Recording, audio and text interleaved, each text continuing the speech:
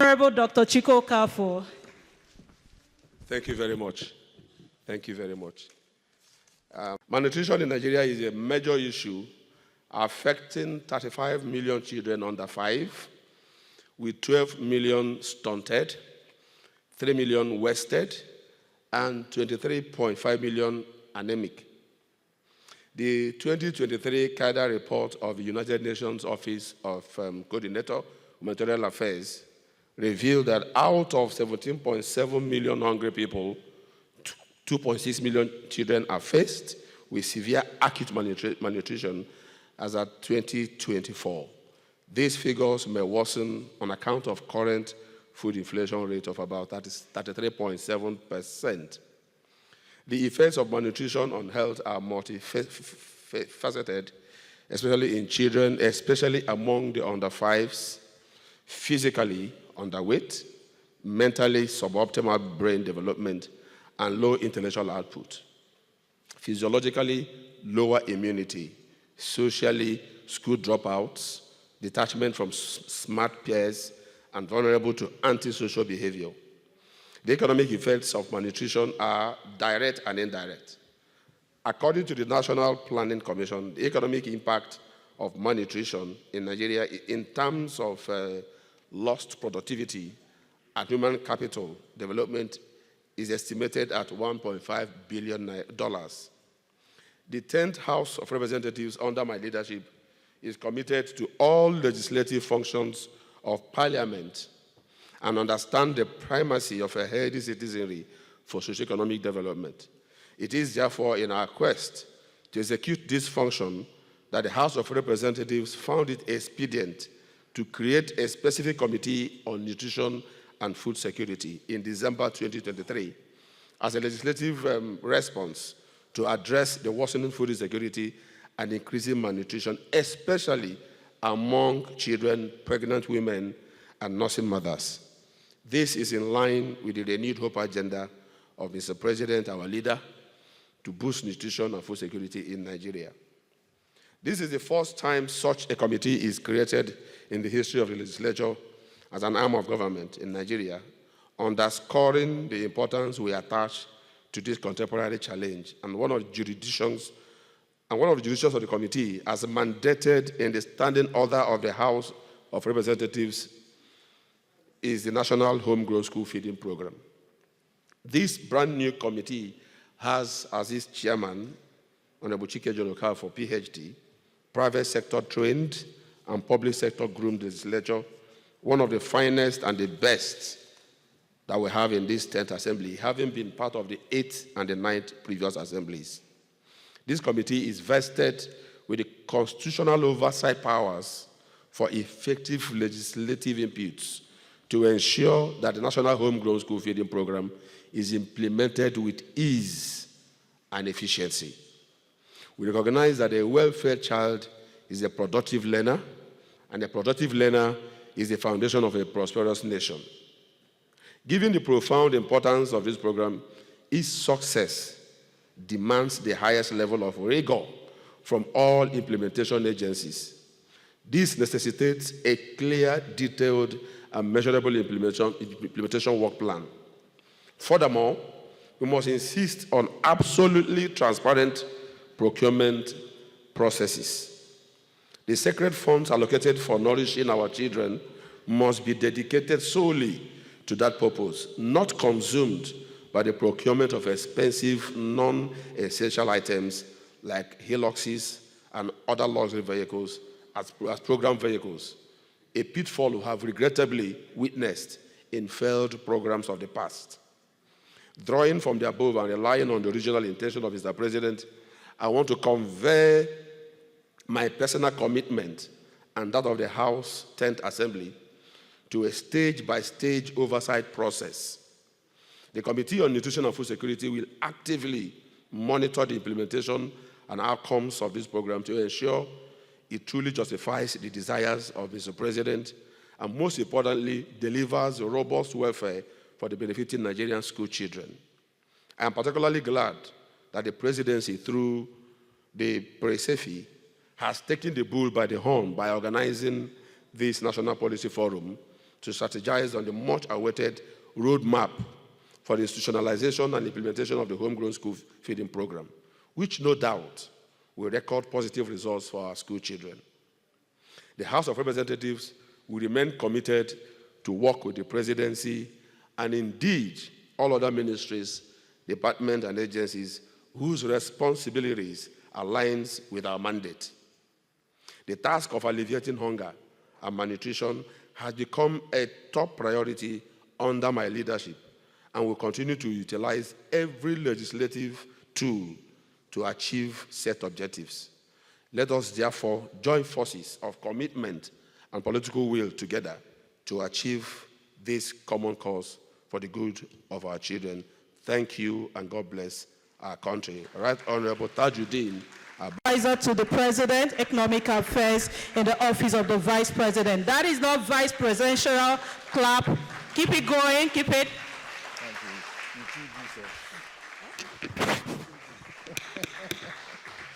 Okay, thank you very much. Please be seated.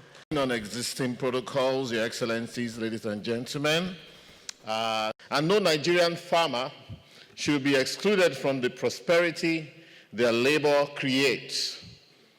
That is, thank you very much.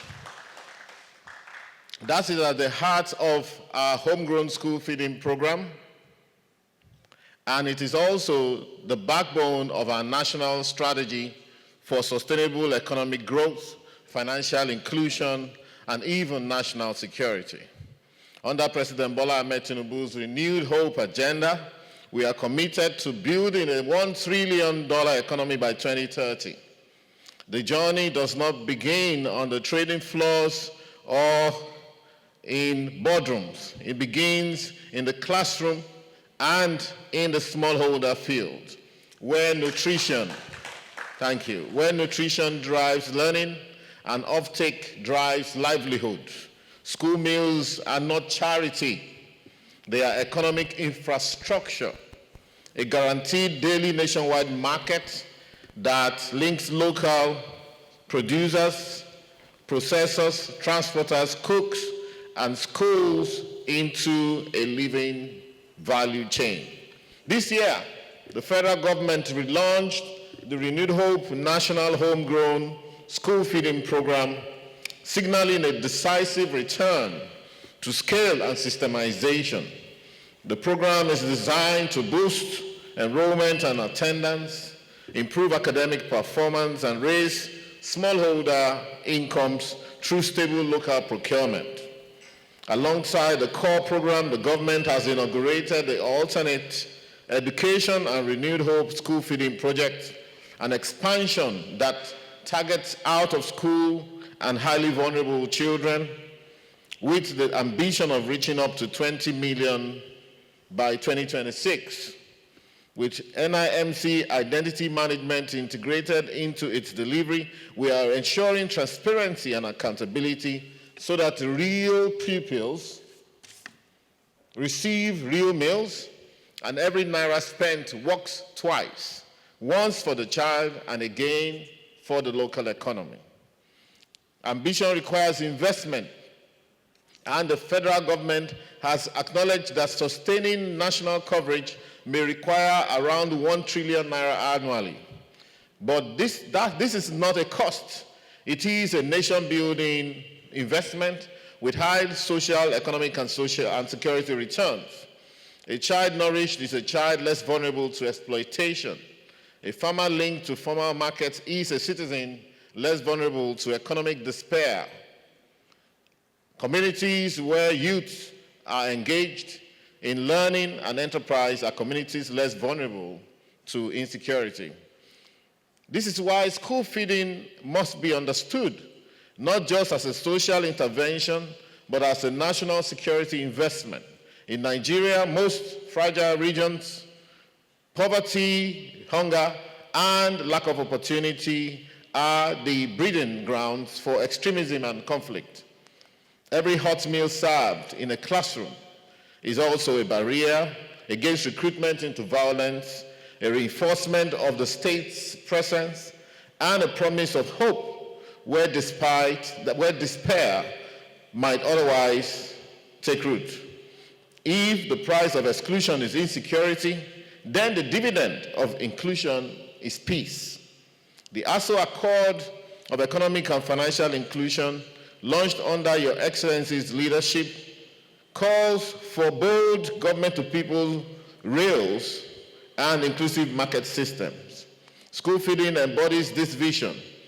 Through digital payment to cooks and farmers, many of them women, we are opening access to savings, credit histories, and microinsurance. This is how public spending creates millions of first-time formal financial relationships.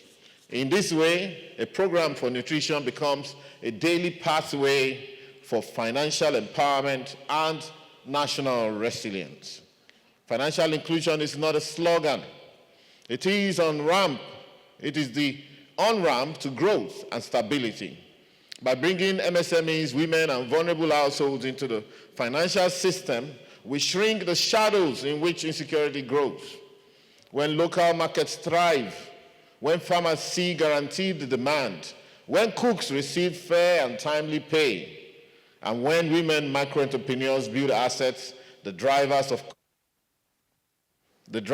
conflict weaken. Across ECOWAS, governments and partners are codifying school feeding into law, financing at scale, and improving delivery standards. Nigeria's relaunch places us at the forefront of this regional movement, where political commitment, sustainable financing, and multi-sector coordination are the levers that lift outcomes. As we deepen this momentum, we must also recognize that the school feeding program can serve as an anchor of community stability, aligning humanitarian development and security objectives. The economic flywheel we are building is straightforward, well-nourished. Pupils learn better, stay longer in school, and become higher-earning adults, yielding productive gains across decades. Guaranteed offtakes grow farmers and micro-enterprise revenues with knock-on effects in logistics, cold chain, and processing. Digital platforms ensure that payments are secure and transparent, while data improves delivery year by year. And in this process, every household that benefits is tied closer to the state, reinforcing trust and legitimacy. Our commitments are equally clear. We will pursue national coverage with state-level ownership, sequencing expansion, local government by local government, and prioritizing high poverty, low enrollment, and conflict-affected communities. We will anchor delivery on identity, integrity, and inclusion through verified registries and digital payments.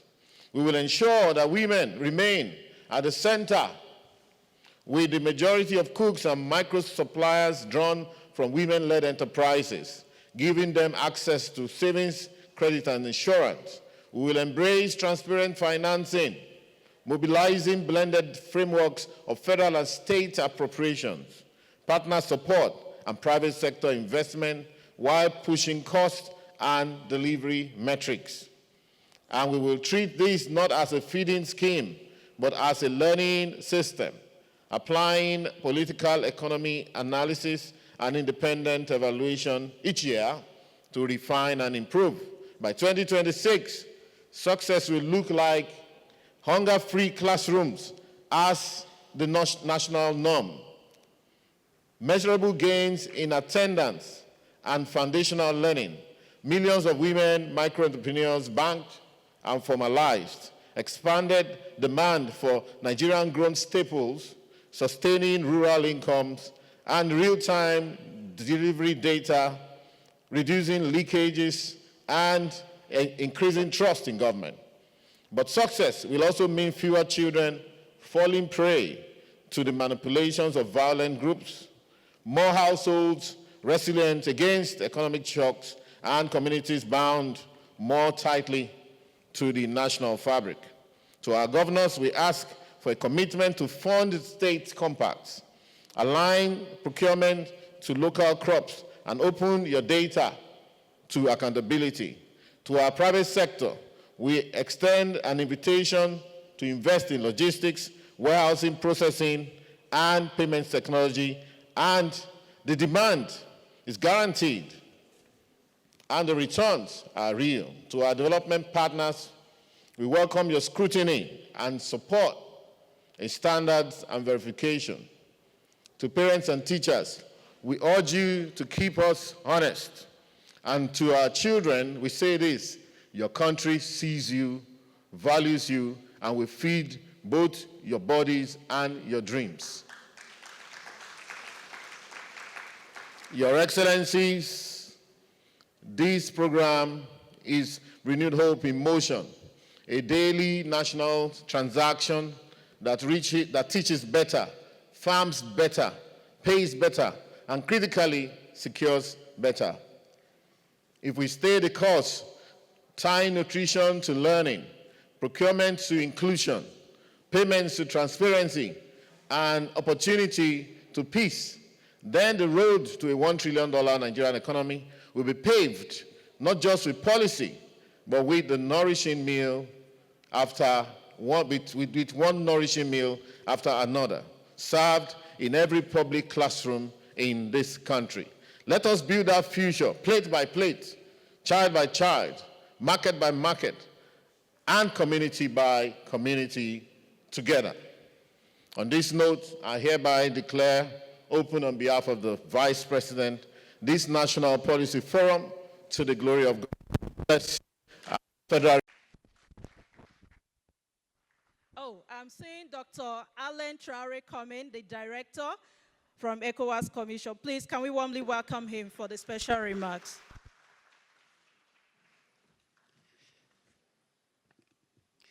My second language is English, so I will try.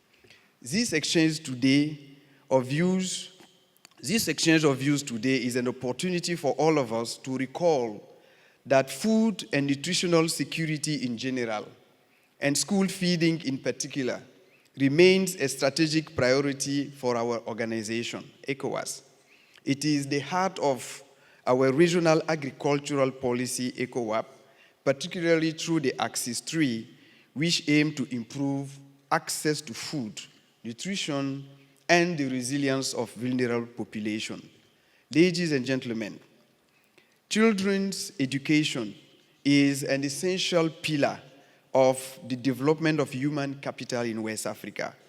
School feeding based on local production is proving to be a promising approach for achieving this objective. It is not simply an isolated initiative. It is also a holistic strategy that aims to improve child nutrition and contribute to school performance, support local agriculture, stimulate local economy, rural economy, and reduce poverty. According to data from the Global Child Nutrition Foundation, the school feeding situation in the region, we are speaking about the 15 ECOWAS member states, show that 25 million of children are benefiting from school canteen in West Africa, which is representing in 2025, which represent 32% of children of primary school age. This shows that the overall coverage rate is low in the region, despite the effort made by the governments and their partners. Greater political will, large-scale implementation of school feeding programs, and their sustainability are therefore more than necessary and very important. With this in mind, ECOWAS, with its financial support from the Spanish cooperation, is implementing a regional program to promote integrated school feeding models in West Africa, including the 15 ECOWAS member states, even extended to Chad, with a fund allocation of over $10 million, with a contribution of Spanish of $4.5 million. The aim of which is to generate promising practices and strategies that can be scaled up and support the sustainability of school feeding program in the region. We are not, with that amount, looking for direct impact, but indirect impact. With that small amount, as bigger it is, you will understand immediately that we cannot cover the need over the 15 member states. This is why we strategically partner with some key stakeholders within the member state. In Nigeria, the NGO Action Aid is leading one of the 16 projects entitled Innovation Action for School Feeding Program, with the strategic activity of institutionalizing school feeding in Nigeria. I think this is important to emphasize the relevance of this activity and the opportunity for Nigeria to make a success of it and spread it the world throughout the region.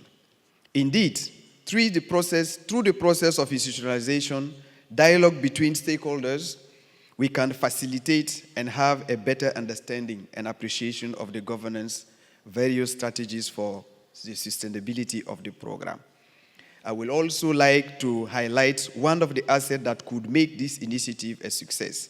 The National Schooling Program, based on the local production in Nigeria, operates through a collaborative approach, integrating sectors such as justice, agriculture, education, health, statistics, finance, and budget. This inclusive approach demonstrates once again the strategic importance of school feeding program, and this unity in diversity of action deserve to be preserved, and the National School Feeding Program move forward for the happiness of our children through actions such as increasing the budget allocation for equitable coverage, especially for the vulnerable groups. The quality of various players gathering in this room demonstrate today the desire of each to make their contribution to meeting common challenge such as coordination, rationalization of resources, governance of the program, and communication between all the stakeholders. I therefore invite you to engage in rich and constructive discussion, which I hope will enable us to tackle the issue of institutionalization calmly and successfully. We have recorded in ECOWAS that most of the international organizations delivering school feeding program, the content of the school feeding item contained 75% of imported product, which should have been likely replaced by local production. Therefore, before closing my remarks, I would like to reiterate on behalf of the President of the Commission, Dr. Aliou Umar Touré, my sincere thanks and gratitude to all the partners who are accompanying Nigeria in this initiative and all the ECOWAS member states by providing the necessary support for the progress of school feeding intervention.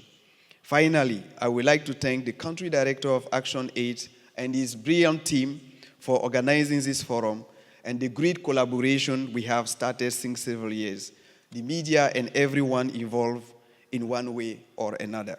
Long life, ECOWAS of the people, peace and prosperity for all of us. Thanks for your kind attention. Je vous remercie. Our clap needs to be stronger. This is key notes to set the tune for the conversations that will follow afterward. He's not yet here, so we need to still keep clapping. Self-care for ourselves. Thank you so much. Thank you very much, MC. I'm here to deliver the keynote address of the Honorable Minister of Humanitarian Affairs and Poverty Reduction and the President of Honorable Dr. Tanko Yusufu Sununu, who would have loved to be here in person, but due to the exigency of office, he is unable to be here, and he has directed that I present his keynote address, which goes as follows. Nutrition and quality standards. Uneven meal quality across states affects the program's health impact. We also have the challenge of data deficits. Lack of reliable data makes monitoring and evaluation difficult. Policy pathways for institutionalization. This forum provides us the platform to discuss how best to institutionalize the program for resilience and long-term impact. allow me to highlight some key imperatives. 1, legal backing. We must work towards enacting a National Homegrown School Feeding Act that guarantees continuity across political cycles, while clearly defining federal, state, and local roles within a cost-sharing framework. 2, integration with financial inclusion. By digitizing all program payments, ensuring every vendor, farmer, and aggregator is banked, and linking participants to microcredit and insurance products, the National Homegrown School Feeding Program can deepen financial inclusion nationwide. Nutrition. Number 3, nutrition standards and food safety. A national nutrition guideline for homegrown school meals, aligned with international best practices, must be developed and enforced to guarantee safe, balanced, and quality meals for every child. 4, data and technology for accountability. Biometric enrollment, digital reporting systems, and a real-time monitoring dashboard should be deployed to enhance transparency and citizen accountability. 5, multi-sectoral partnerships. Ministries of Education, Agriculture, Health, Finance, ICT, and our development partners must continue to collaborate to ensure a whole of government and a whole of society approach. 6, sustainability through local value chains.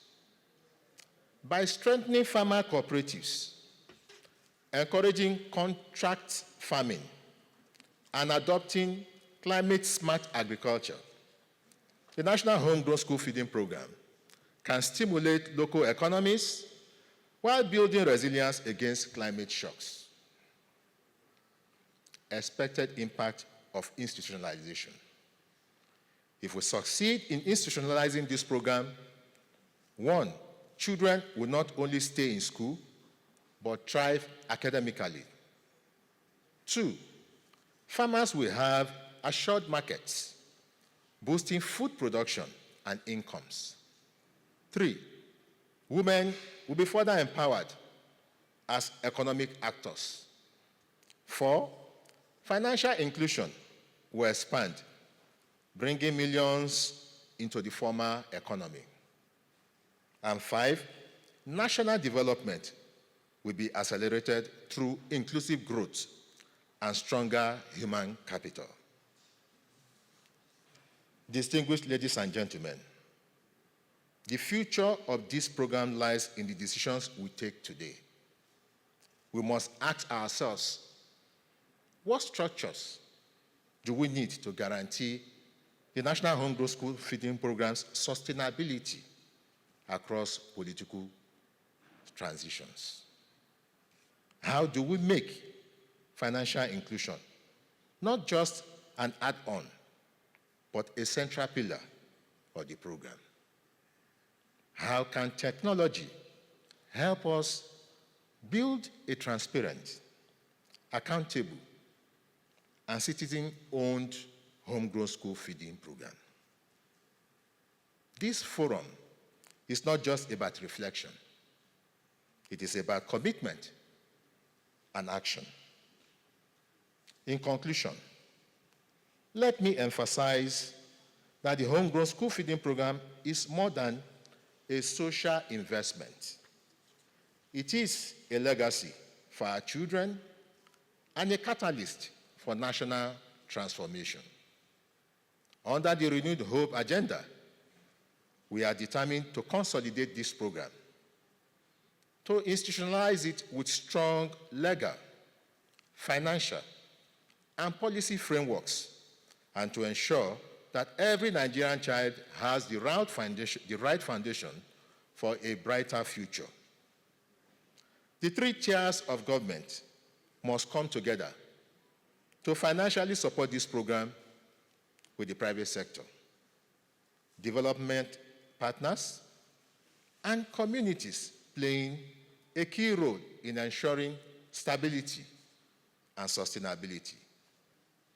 I commend Action Aid Nigeria, the Presidential Committee on Financial Inclusion, the National Homegrown School Feeding Program, and all partners here today for convening this critical forum.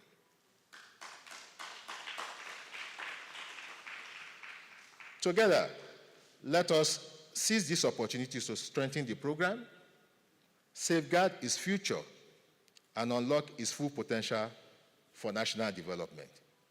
Thank you, and God bless the Federal Republic of Nigeria. We can smile with our neighbor, we can give a handshake. He's still on his way. Let's usher him one more time with a clap. Thank you, everyone. Permit me to start. Now, within these people that are contributing, that means we have innovators, entrepreneurs, and other people that can contribute to creating jobs for other people, entrepreneurs, and so on. Next slide. And in terms of school feeding, it supports cohesion, it supports friendship, it reduces community tensions and makes everybody part of the system. If I'm a governor today, one of the first things I will start doing is school feeding program, because during elections, I won't need to worry whether I'm going to win or not, because I have touched the life of people directly also. I mean, not only the thing I'll do, but I'll just say, first of all, school feeding is very important for the poor and vulnerable. In fact, in terms of social protection, it's one of the key areas that can touch the poor and vulnerable. Because if you take 1 meal a day from the table and children are also learning, then it helps them and helps the families. Next slide. The news was all over, everywhere. Diaspora remittances, 20.93 billion for 2024, But if you do a deeper analysis in terms of human behavior, social interaction, and so on, you find out that if people benefit from school feeding program and they have the opportunity to go abroad, they are the ones that are more likely to be connected to their communities and the country. And it means that they will do diaspora remittance. It means that they will put more money. So go and check, even people that have come back to renovate their primary or secondary school, there are people that benefited from the school and the environment and so on.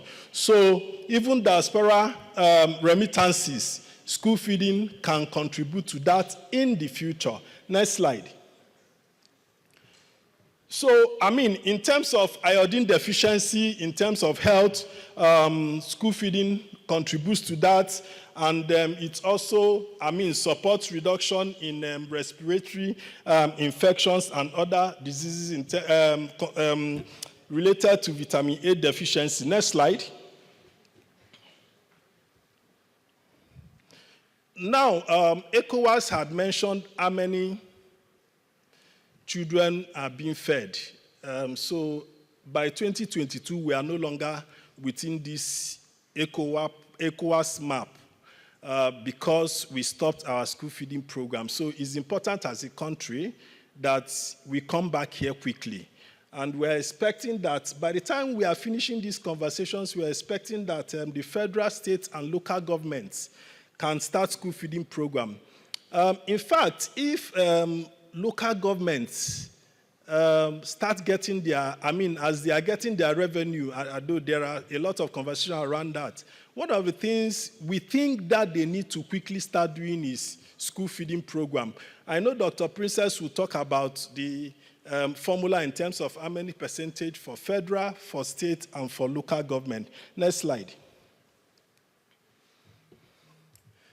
Now, in terms of the benefits, in terms of looking at it, many of us have mentioned it in terms of return on investment. Apart from it being food assistance, apart from supporting local economy, it supports both general well-being, even supports gender inclusion, supports social inclusion, and so on. And in terms of productivity, in terms of wages, which we had, talked about in terms of putting out the likely figure in terms of what comes to the GDP. Next slide. So,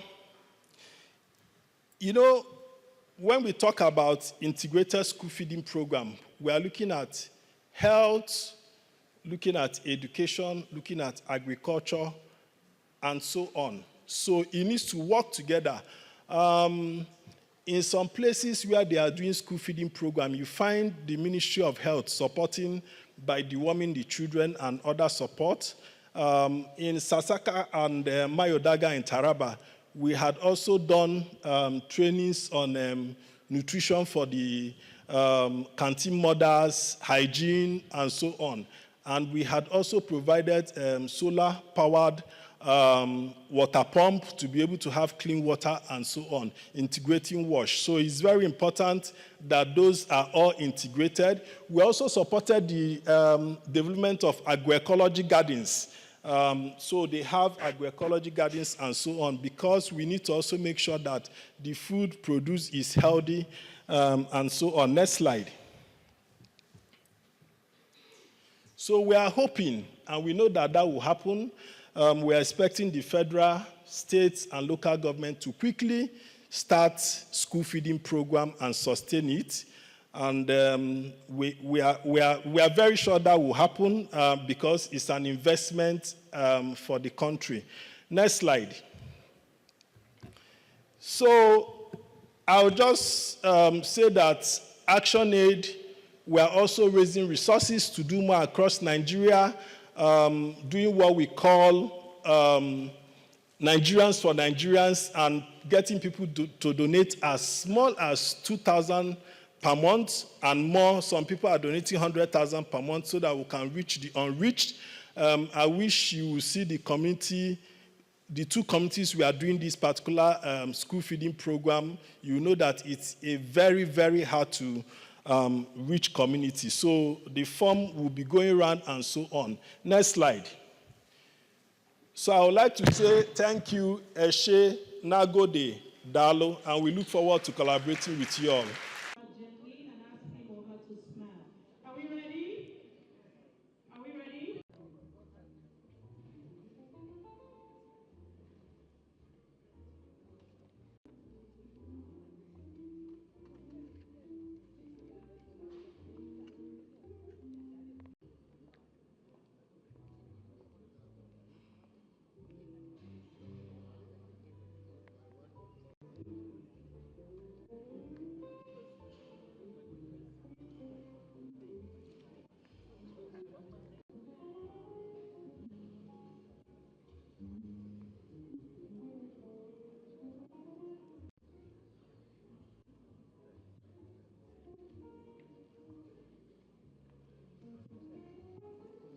In Nigeria. So this, distinguished ladies and gentlemen, this forum with the Presidential Committee on Economic and Financial Inclusion Presidied, Ministry of Agriculture and Food Security, the Nigerian Governors Forum Secretary, United States in West Africa, SPAC, and with financial participation of the Spanish Agency for International. Welcome your neighbor in your dialect. One is that we need to keep smiling, because the more you smile, the more endearing, the more people would like to come ourselves. Thank you so much. So please don't frown. The camera, the media team will be going around. If you are frowning, they will want to join me to warmly recognize the representative of His Excellency, the Vice President of the Federal Republic. This side are more active. Oh, those on the other side are proud. And just to also let you know that this is a hybrid event using the Zoom chat. I would like to also recognize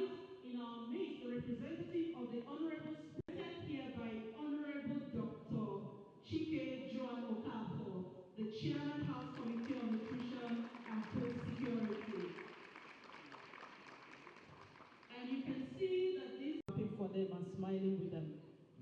And then we are also being joined by His Excellency, Deputy Governor of Borno. We have the FCT Minister of State,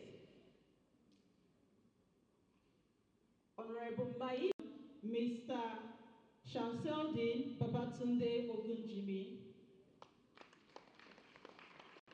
We also have the Deputy Country Director of Action Aid Nigeria, Madam Suweba Mohammed Dankab Assembly. You're welcome. And then we have from the ECOWAS, from the ICITA, we have the Program Manager for Brand. In our midst is the Secretary General Correct, Kulumwa Bako Ayebusi, MNI, the Director and Head of Social Department through the school feeding program. So can I ask the children from the Adubia International, all the way from Taraba State, wow, please, can you stand? Here, Abdullahi representing the National Program Manager, National Cash Transfer Office. We have the Deputy Country Director, World Food Program, Serene Lu. Malam Jaffa, Executive Director, Wache, Taraba State. Action Aid Board of Directors, Mr. Rabi Rizma Chair. Thank you so much. With the kind permission of the head of table.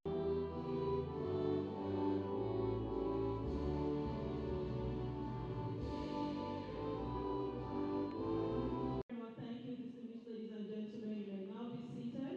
And in the interest of time, we will need to quickly start. And this time around, to set the ball rolling, join me to welcome institutions. So please join me to warmly welcome the country director of Energy. Don't join in online, we do appreciate you. In the next few minutes, we'll present on economic and financial inclusion. And then as they are coming forward, please let me also join them to witness